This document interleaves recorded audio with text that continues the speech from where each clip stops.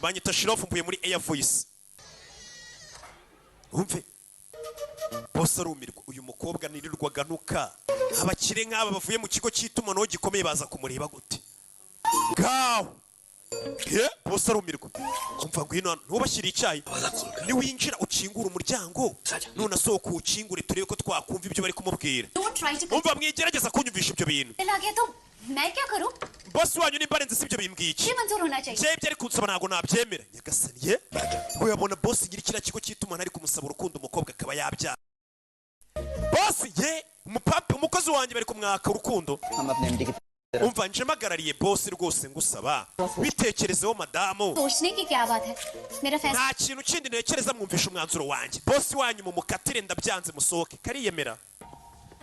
Baragiye. Sasa boss wazi ko nyine ari abapampe boss yohereje baje gusabira urukundo umuyobozi w'ikigo gikomeye cy'itumanaho uko akumva MTN nyirayo cyangwa mobile money aje gushaka agakobwa kagakene kiberiye muri quartier kakubiswe gakorera nk'uduhumbi 20 ku kwezi. Uri kumva none akaza agakobwa kamwiryo ngiye ibyo bintu simbishaka. Sasa bano baravuga ati buri yaje kumutereta tu bacaho do boss